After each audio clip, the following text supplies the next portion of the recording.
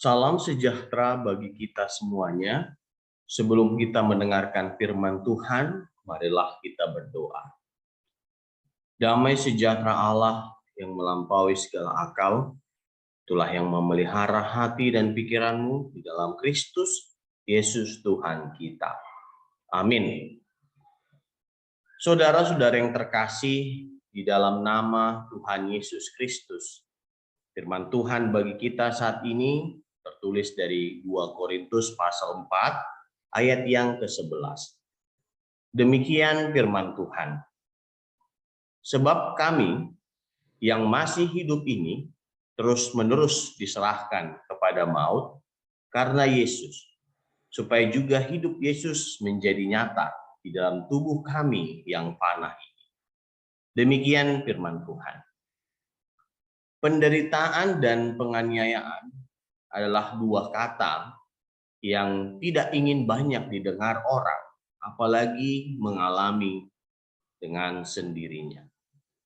Tapi bagi Rasul Paulus, penderitaan siap ia alami dalam hidup jika itu bersangkutan dengan pemberitaan Tuhan Yesus. Dan itulah yang ia saksikan dalam ayat renungan kita hari ini. Ia mengatakan bahwa penganiayaan dan penderitaan tidak akan menyurutkan tekadnya dalam memberitakan Tuhan Yesus. Bahkan Paulus justru menyatakan kalau kehilangan segalanya itu adalah keuntungan karena aku dapat mengenal Dia dan kuasa kebangkitannya serta bersatu dalam penderitaannya untuk menjadi seperti Dia dalam kematiannya. Filipi 3 ayat yang ke-10. Begitu juga di kitab Kisah Para Rasul pasal 5 ayat 40 sampai 41 yang menggambarkan reaksi dari para rasul sesaat setelah mereka menderita karena pemberitaan Tuhan Yesus. Rasul-rasul itu pergi dari hadapan Sanhedrin dengan bersukacita sebab mereka dianggap layak menderita demi nama Tuhan Yesus. Saudara-saudara yang terkasih, penderitaan adalah bagian dari kehidupan sebagai pengikut sejati Yesus Kristus. Yesus sendiri yang berkata kalau sesak dan sempit jalan yang menuju kehidupan. Menghadapi masa-masa sulit adalah cara kita untuk ikut mengambil bagian dalam penderitaan. Tuhan Yesus berkata kalau kita menyangkalnya di hadapan manusia, maka ia juga menyangkal kita di hadapan Bapa di surga. Ada banyak cara menyangkal Tuhan Yesus. Jika tindakan, perkataan, gaya hidup, dan hiburan kita tidak mencerminkan kehendak Tuhan Yesus, berarti kita sedang menyangkal Tuhan Yesus.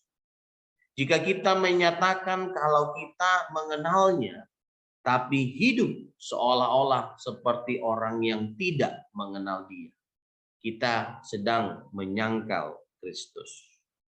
Banyak orang memilih menyangkal Tuhan Yesus dalam bentuk-bentuk yang sangat samar, tidak terlihat. Karena bagi mereka tidak ingin menderita bagi Tuhan Yesus. Dan penderitaan terberat orang percaya seringkali disebabkan karena pertarungan dalam mematikan keinginan daging di dalam hati. Sehingga ia bisa berserah diri sepenuhnya kepada Kristus sebagai Tuhan.